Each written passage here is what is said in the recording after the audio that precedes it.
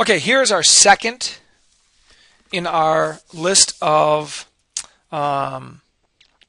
different charts and graphs that we have to deal with this unit.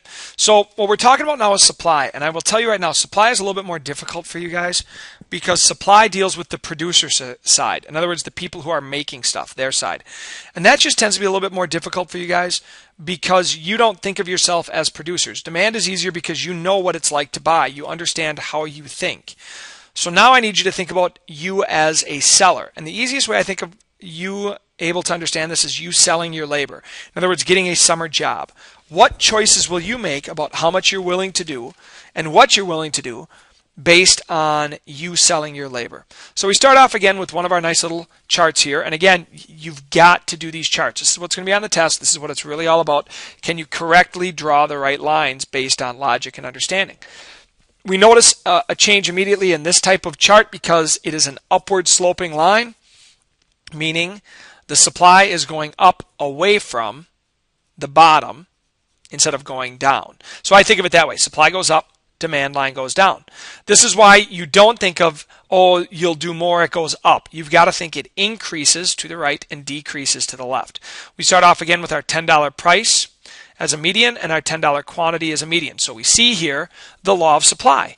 Pretty basic. Price and quantity supplied are directly related. In other words, remember that we're talking about direct and inversely related. We're talking about the arrows.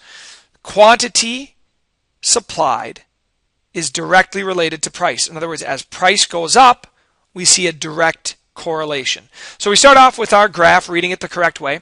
So we draw this line here, and we can see at $10, how much will producers supply? 10. Right? At $10 each, people will produce 10. Well, the law of supply tells us then that if we can raise the price, the people who are producing it will make more. Think about it this way. Overtime. If you're working for $5 an hour, which isn't much, but let's say you're mowing lawns and that's all you get, $5 an hour. At some point, you're tired of working. If they say, wait a minute, I'll pay you more if you keep working, typically, you'll think about it. If they're going to pay the same, at some point, you're only willing to work so much. In other words, if we raise this to $15 an hour, what happens? People will produce more. I don't care that I don't have an exact number. I don't want you to say, well, it looks like 15, it looks like 20. I don't care about that. We know at $15, though, people will produce more than they would at $10. So they'll produce more than 10. That's pretty simple. Law of supply. All right. Companies can't always raise price.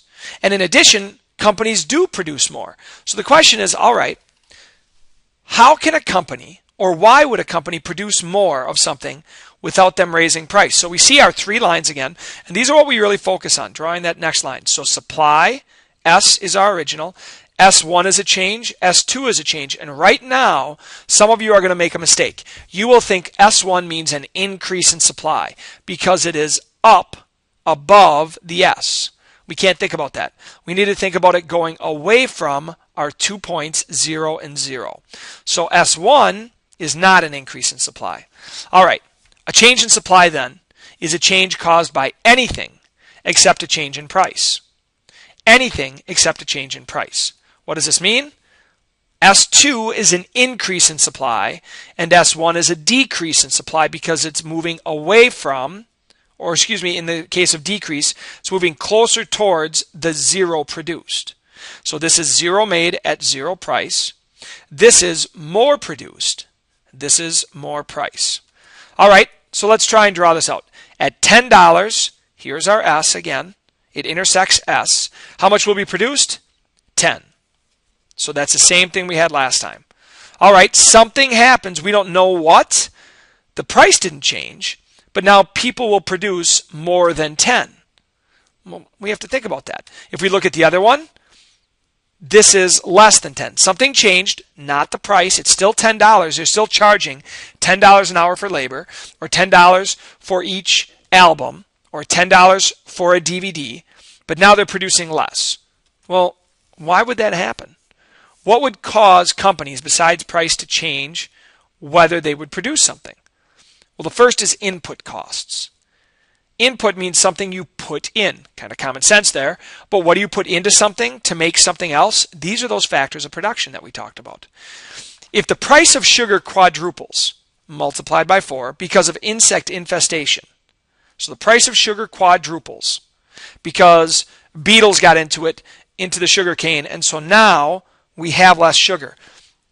What happens to the supply of Coca-Cola? It goes down. Why? Because they would have to spend more for the sugar. Assuming that they have a finite amount of money that they can spend, they can't produce as much Coca-Cola. We're not talking about how much they charge. We're assuming they can't change how much they charge. So we're saying if they have to charge the same amount, the price of sugar quadruples, they're going to make less Coca-Cola. Technology is another cause for change. Okay? Ford invents and creates the assembly line. What happens to the supply of cars in America? It goes up. Why? Because they can produce more in the same amount of time with the same amount of all other factors of production. Again, the technology is not the assembly line. The technology is Ford creating it. Today, we don't think of an assembly line as technology because everyone understands how to do it. But you have to use that technology in order to produce something. The third cause for change is future expectations. Okay, we all sit as suppliers and consumers. We sit and think about what do I think will happen in the future. If we know that Apple is going to produce products later, if we know that there's a new video game system coming out, all of those things affect us. So what will happen if the government lowers the drinking age to 18? Aside from a bunch of seniors aren't going to do as well. What happens to the supply of alcohol? In other words, what will Budweiser, Anheuser-Busch, what will Miller Brewing Company, what will these companies do because they say, hey, starting in June, they're going to lower the drinking age to 18? What will they do? Well, they're going to make more. Why? Because they assume that more people will buy in the future. The fourth one, the number of suppliers. Remember, suppliers are our companies. So if Google starts making laptop computers, what happens to the laptop supply? Pretty obvious, goes up. The more companies that make stuff, the more supply there is. Now I want to make sure, now that we've got two different ones here, I want to make sure that we understand, looking at these graphs, how to tell them apart. Without the letters D and S, you should instantly be able to tell which graph this is. Demand goes down. Doesn't mean that demand has decreased. I mean the demand graph points down. Supply, that's so cheesy and corny, but it's true, it works. Supply goes up. That's the end of this lecture. Nice and short and sweet. Be prepared tomorrow to solve problems dealing with this.